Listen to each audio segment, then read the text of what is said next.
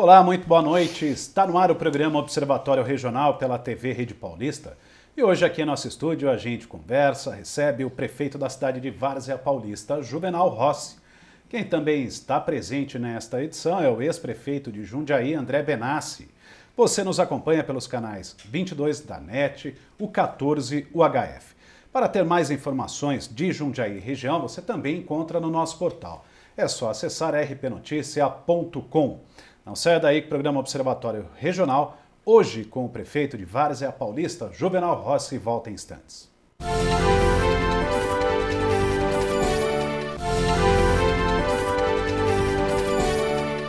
Muito boa noite, no ar o programa Observatório Regional desta quinta-feira. E hoje aqui em nosso estúdio a gente conversa com o prefeito da cidade de Várzea Paulista, Juvenal Rossi. Boa noite, prefeito. Muito obrigado pela sua presença aqui no Observatório Regional.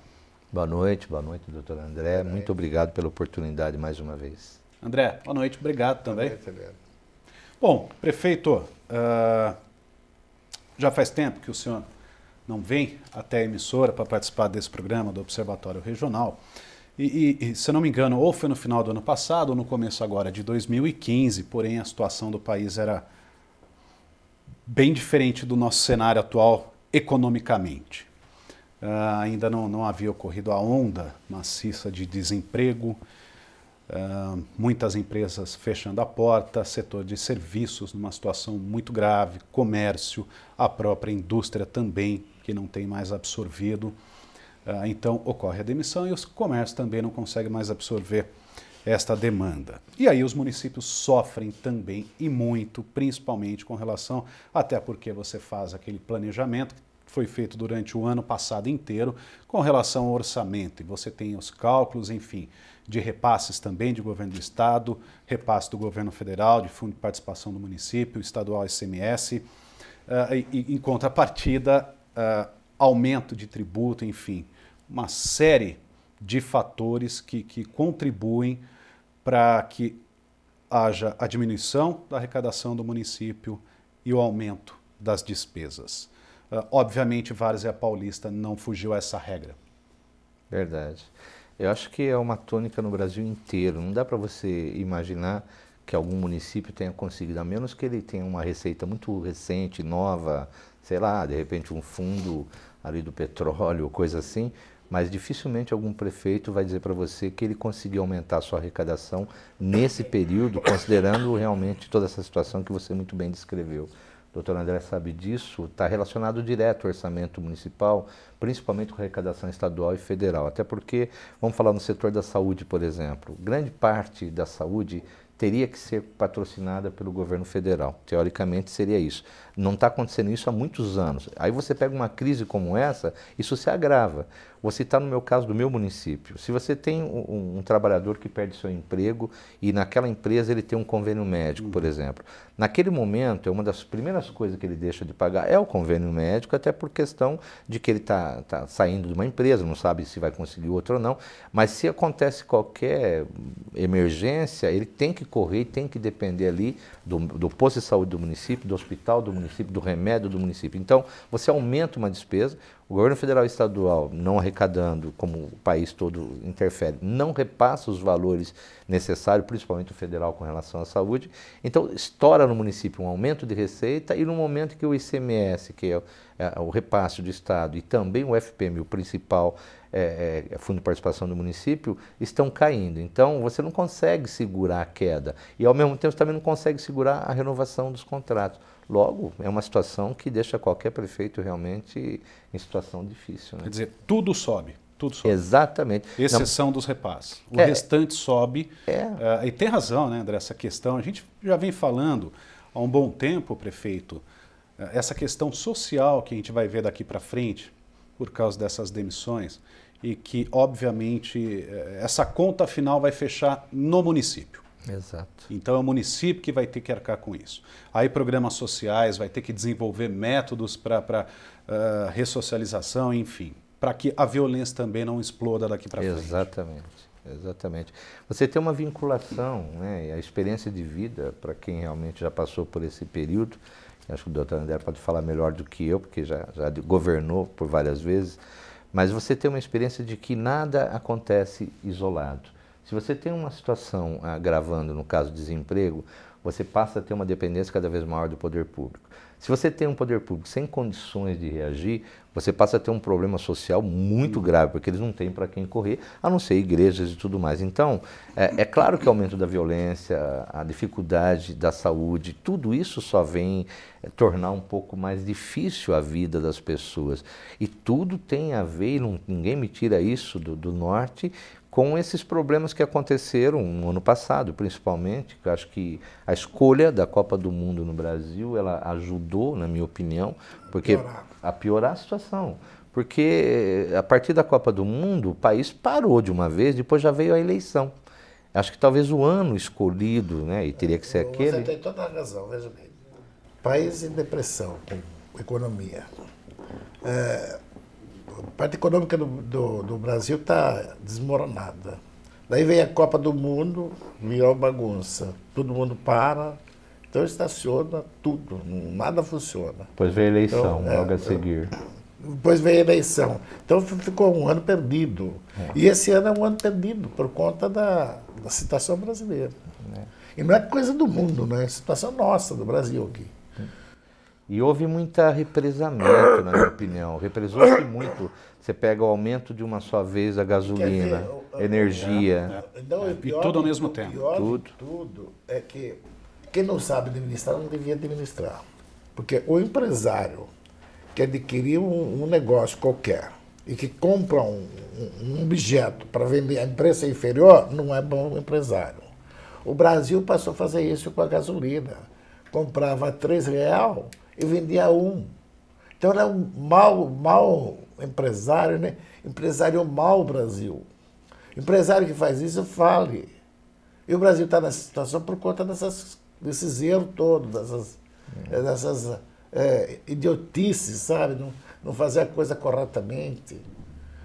Eu creio. Eu acompanho esse raciocínio e eu estou sentindo isso na pele. Você represou alguns aumentos de produtos essenciais e que no momento que você soltou nessa proporção, vou dar um exemplo aqui da energia elétrica no meu município. Você teve cerca de 29,9% de aumento em março geral para a energia elétrica. Você teve a bandeira vermelha. Aí eu pergunto, como é que você economiza na iluminação pública? E daí iluminação pública, gastou quanto? 50%? Isso, cerca de 50% a mais. Só que eu não pude corrigir minha tabela de iluminação pública. Então, como é que você paga a iluminação pública? Bom, você vai pagar com aumento. E como é que você arrecada com aumento? Só no momento em que você chega pela lei, que é agora no mês de agosto, que você tem uma correção. E você não pode repassar os 50% nessa correção, porque você já tinha que ter previsto isso para o ano seguinte. Porque pela lei, eu não posso simplesmente chegar, olha, repassaram os 50% do custo da iluminação pública. Então agora eu vou cobrar 50% a mais do município. Nem que eu tivesse essa intenção, eu não conseguiria. Porque eu só posso dar essa correção e projetar para o ano que vem, porque tem que estar programado no meu orçamento, inclusive esse tipo de aumento de tarifa. Porque a lei me proíbe até que eu repasse tudo isso aí. Então como é que você fica? Esses meses todos você fica com déficit. Isso vai se somando e vai estourando lá na frente. Agora, se fosse só energia isolada e iluminação pública, não é. Eu tenho prédios públicos que dependem disso. Então você tem cada vez mais um gasto acima da média e você derruba a sua arrecadação nas principais, que é o ICMS, por conta de não haver um comércio pungente, e do FPM, Fundo de Participação no Município, porque se arrecada menos, logo o município também tem um fundo de participação diminuído. Então você começa a ter dificuldade e é notório que os prefeitos estão enfrentando. Do ICMS, em Várzea Paulista, de julho para agosto, uma queda de 13%. Isso. Fundo de Participação dos Municípios, de 2014 para 2015, uma queda de 20%. Isso aproximadamente em reais, dá próximo de 3 milhões de reais.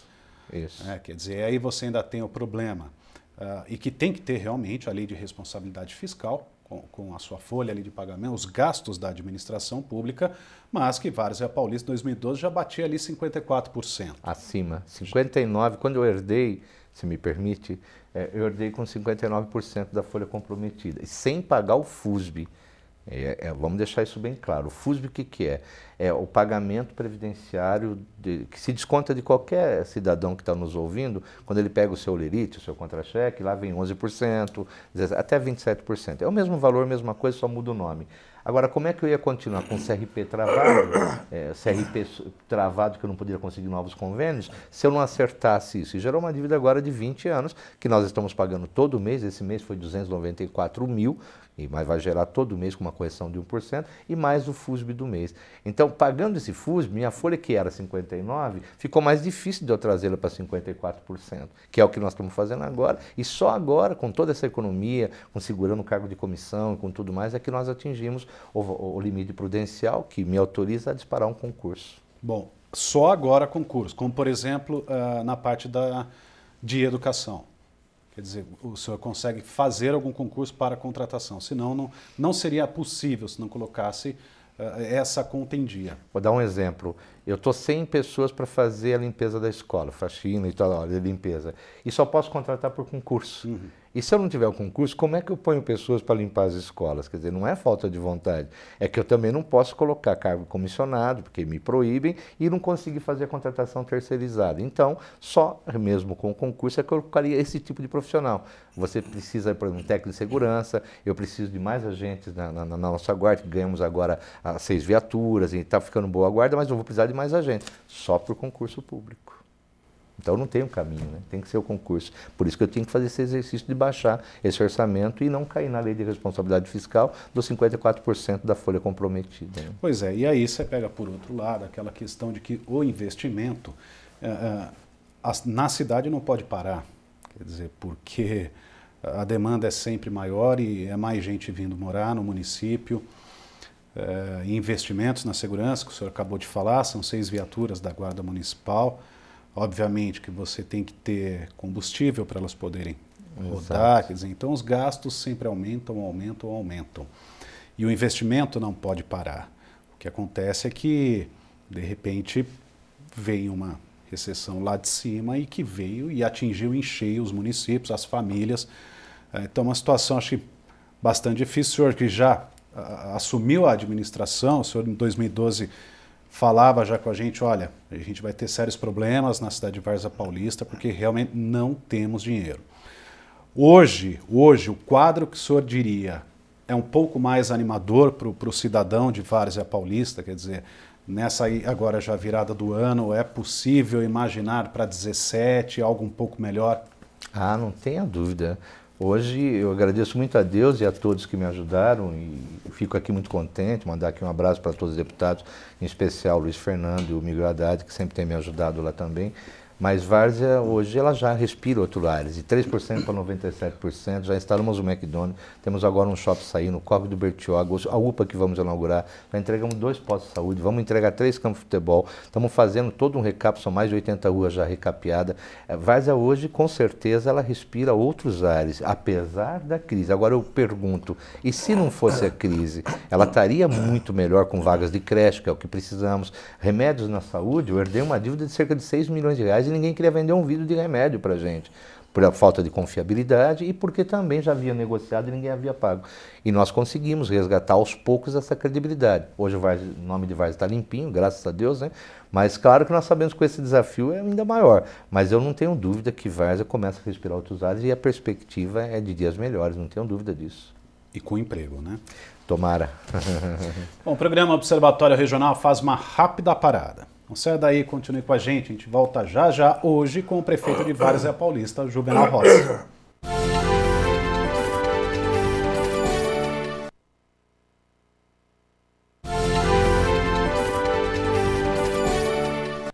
Já voltamos, último bloco do programa Observatório Regional desta quinta-feira. Hoje aqui em nosso estúdio, o prefeito da cidade de Várzea Paulista, Juvenal Rossi. Prefeito, fala um pouquinho de educação. Com relação a inscrições para vagas no município. Agora, existe também um problema e que o senhor, para esse ano, não vai conseguir resolver. E isso é desesperador para os pais. A gente está falando aí de vaga nas creches de criança de 0 a 3 anos de idade. Então, a estimativa é de que mais ou menos faltando 400 vagas. em creches do município. Para esse ano é que não deve ser resolvido. E como é que se equaciona essa matemática? Porque, de um lado, obviamente que a gente imagina, não é porque não quer, é porque até então não foi possível fazer.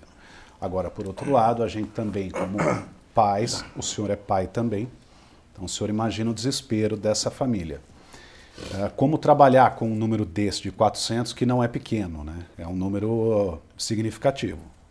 Eu diria que no caso de Várzea, no município de 116 mil habitantes, já pelo último censo, 116.601, saiu agora, não é um número tão alto, considerando a maneira como não foi feito no passado. Para quem não se lembra, no meu primeiro programa aqui, assim que eu assumi, o doutor André me acompanhou de perto, haviam 3 pró-infância, 3 creches no Jardim Itália, essa que eu estou fazendo agora, que se Deus quiser nós entregaremos já para o próximo, que vai amenizar muito essa demanda, são mais de 150 vagas, né? Então, no Jardim Itália, que nós estamos fazendo, vamos entregar, tivemos que devolver o dinheiro na conta e fazer a obra. Da entrada da Promec do Cidade Nova 2, são 3 pró-infâncias que o dinheiro veio no governo passado, mas que por motivos que não cabe a mim aqui descrever, usaram esse dinheiro para outros fins dentro da prefeitura, jogaram numa conta diversa, enfim, aí não cabe a mim analisar. Mas o principal, que não fizeram as creches, logo você tem uma demanda reprimida aí.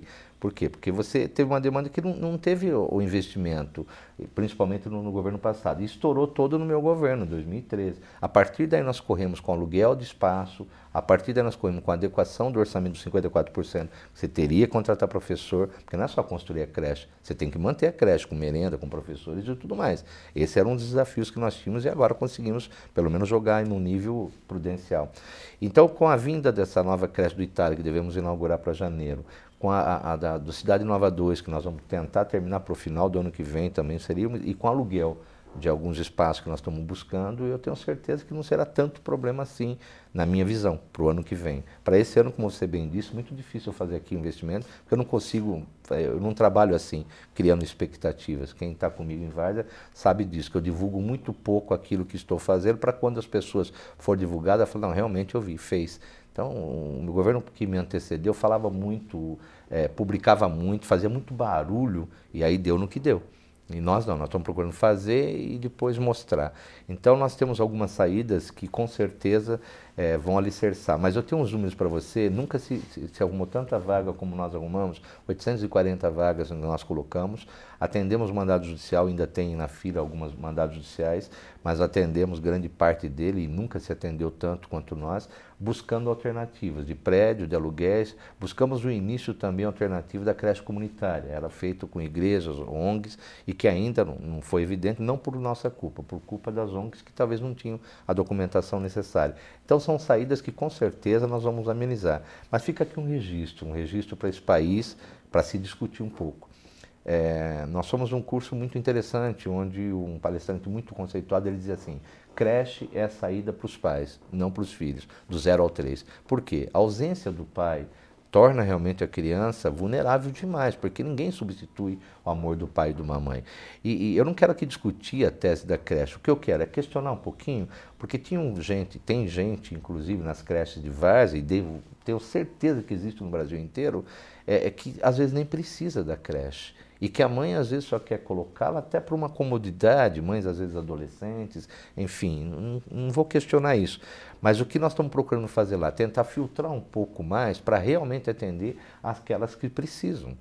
Isso nós estamos conseguindo fazer, desde que a lei nos permitisse fazer isso com mais afinco, nós estamos fazendo da nossa maneira e isso está dando certo. Porque tem algumas mães que podem ficar com as crianças, que às vezes nem estão trabalhando e nem estão buscando um emprego.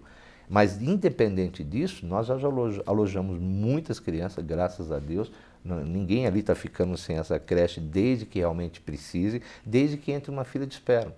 Porque senão as pessoas buscam o mandado judicial porque não querem entrar na lista de espera. Então nem passa pela inscrição do Departamento de Educação e já vão logo direto no mandado judicial. Aí vem o mandado, você tem que atender primeiro aquela criança e não aquela que está na lista de espera. Logo você privilegia aqueles que realmente talvez não foram nem buscar a sua vaga. Isso sendo revisto, esse número de 400 com certeza cairia bem. Então nós conseguimos, na minha opinião, uma projeção muito boa já, e eu creio que no ano que vem a situação será bem diferente. Só quero registrar que até o ano que vem, de 0 a 3 anos, você tem que absorver 50% das suas vagas, e de 4 em diante, que é agora educacional, Várzea já atendeu todos os casos, que foi o primeiro investimento que nós fizemos. Então, de 4 aninhos para frente, graças a Deus, Várzea já está com 100%, não há mais. O nosso único problema é de 0 a 3 anos. E é aí que nós estamos correndo por conta desse déficit do governo passado. E eu tenho fé que nós vamos conseguir, sim. Bom, o prefeito, falar um pouquinho agora de mobilidade urbana. Viaduto, esse da marginal do Rio Jundiaí. Ponte Seca. A passagem pela linha férrea da Ponte Seca até a avenida, né, a Duque de Caxias. E a gente já pode falar em prazos e entrega, prefeito? Pode. O nosso programa do Via Rápida, ele envolvia, primeiro, a Estrada da Boiada. Foi uma parceria com o Jundiaí, já está entregue, já está funcionando. É a estrada que sai da Vila Popular e vai para a Estrada Velha, como todo mundo conhece. Ali está sendo um forte acesso, uma bela maneira de escoar, até para na Rua da Várzea, ali na Vila Cristo, está diminuindo bastante, porque todo mundo que vai para 14, vai para Soban, enfim, para Anguera, está vindo por ali, está usando bem essa. Então, com a Estrada da Boiada, com o viaduto que tem o prazo de entrega até maio do ano que vem, na verdade é um pequeno viaduto, eu chamo até de uma ponte da Ponte Seca, mas que com certeza ele nos dará não só a mobilidade necessária, mas a válvula de escape necessária. Na minha campanha eu dizia para as pessoas, se parar esse viaduto, o único que nós temos lá, dos emancipadores, se parar agora, e eu estou aqui, estou falando a mesma coisa que agora, 2 anos e 8 meses depois, se tocar o telefone aqui agora e alguém falar, prefeito, trincou o viaduto ou deu problema no viaduto, o único que nós temos lá em funcionamento, vai ficar 15 dias parado para reparar aquele viaduto. Doutor André, como é que eu chego com uma ambulância da região norte da cidade dos Américas, do Paulista, Cidade Nova, até o hospital da cidade, sem ter que dar volta por Campo Limpo, por Jundiaí? Olha a vulnerabilidade, então a importância desse outro viaduto que está vindo agora na Ponte Seca. Ele vai ser uma válvula de escape, além de ajudar no trânsito, e vai ajudar sobremaneira, mas ele é a única opção que nós temos para falar de mobilidade por uma cidade que tem uma estrada de ferro que há anos está ali e que corta a cidade no meio. Não dá para tratar 2 cidades diferenciadas. Então, com essa daí, até maio do ano que vem, se Deus quiser, entregue, uma obra que tem a parceria do governo estadual, 2,5 milhões do governo estadual e cerca de 1 milhão do nosso próprio investimento, uma obra que já está com 35% construída e ela só não acelera mais por conta da própria CPTM, que tem que adequar o horário dos trens e tal, e estão mexendo lá.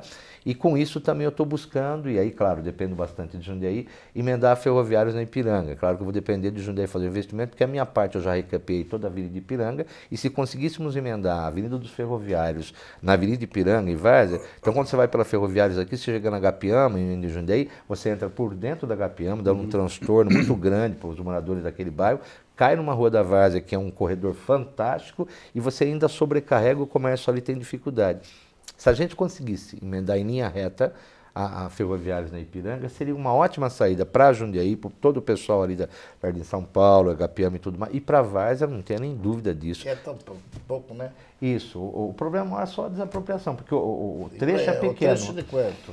Eu não sei de Jundiaí, o meu lá, eu já fiz até na rotatória, é cerca de 800 a 1 quilômetro, que já está tudo garantido. Ali na área da Estrada de Ferro, não, Sim, da rede. já tem a concessão, não há problema nenhum. É só dela?